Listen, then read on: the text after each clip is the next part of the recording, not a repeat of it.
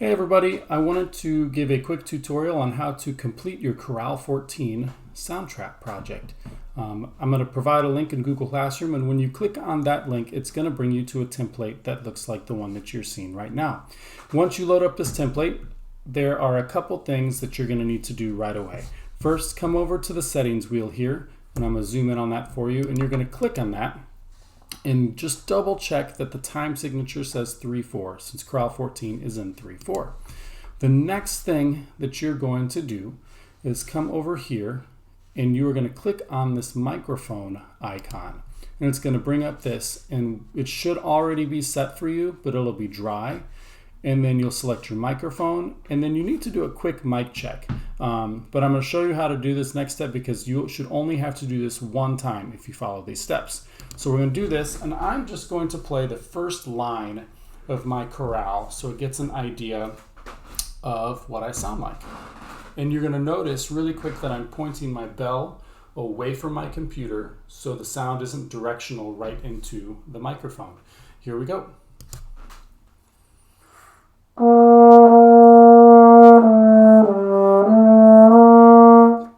We're ready to go. I'm going to hit done, and I am going to exit out of this little box here. I'm going to come up here and I'm going to rename this track, and I'm going to put Mr. Kaminsky, and this is the soprano part. And I'm just going to hit enter, and then we're good. Now we've done a lot of presets for this track at this point, so what I recommend doing is duplicating the track. And the reason we want to do this is because you don't want to have to redo all the mic settings and do new mic checks. So we're going to come up to these three buttons here where it says track options. We're going to click on that. And there's an option here that says duplicate track. And we're going to click on that, and you're going to notice that it has duplicated everything that I've already put in. So we're going to change the name because that's alto, and I'm going to come over here and get rid of that. So we're good, and I'm going to do this 2 more times. So we have soprano, alto, tenor, and bass. We have not set up any of the volume and the levels. That is something that we can do later. And you'll do that once you play everything and make it, that'll help you just get a better mix and make it sound appropriate. So before we play, we're going to come down here, we're going to leave the metronome at 90, and we're going to turn the metronome on.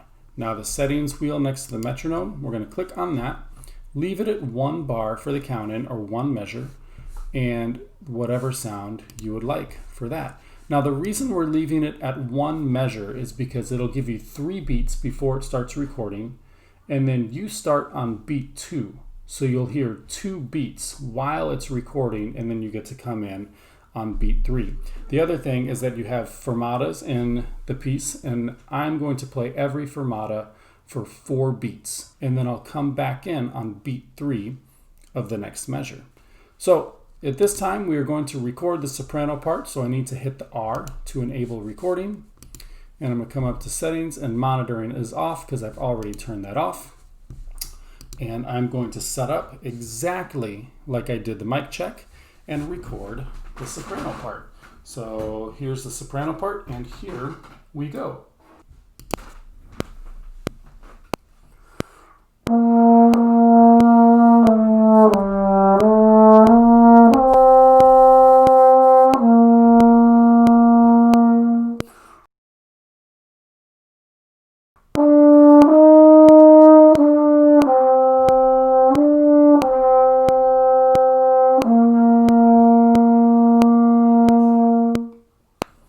And we'll come over here and hit spacebar, and we'll be done. And we're just going to trim this up just a little bit. And the reason I wanted to do that, and you can see I have the cycle bar up here, and it's to the length.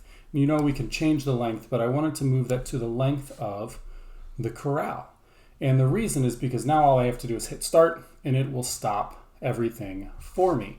So let's go to the alto part, and we're going to follow the same exact process. Drag the cursor back to the beginning, and we'll hit record and play the alto part. Here we go.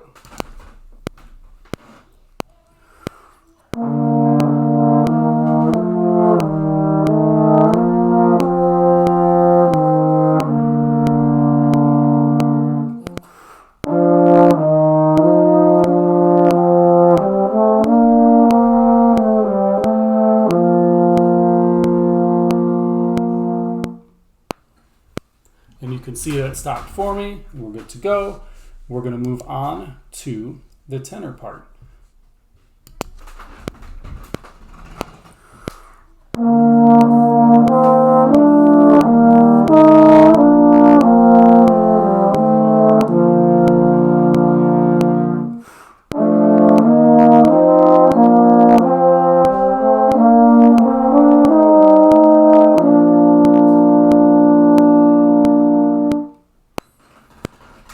And last, but definitely not least, is the bass part. So here is the bass part. Well, we can't always be perfect. Here's the beauty of recording, is that you get to start it over, and I will not miss the first note. Here we go. Here's the bass part.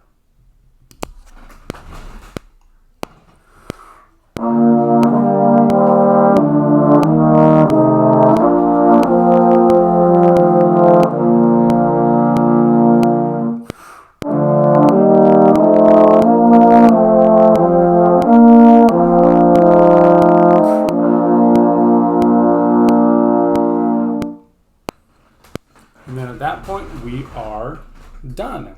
And we can go back and listen to it. And the other thing we can do is start to adjust volume of tracks. If you're really consistent there's always ways to make that a little more fine-tuned and do that. But we shouldn't be having to worry about that at this point. So let's listen to the whole thing.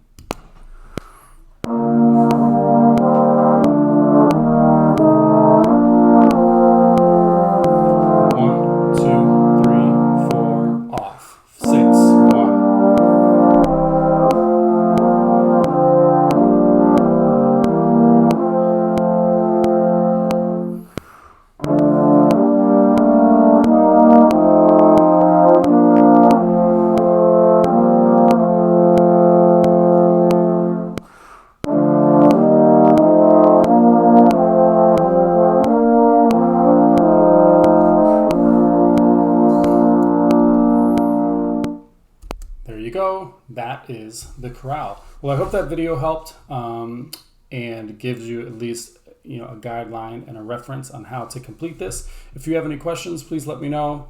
Send me an email and we will get in touch. Thanks, guys. Have fun working. Bye now.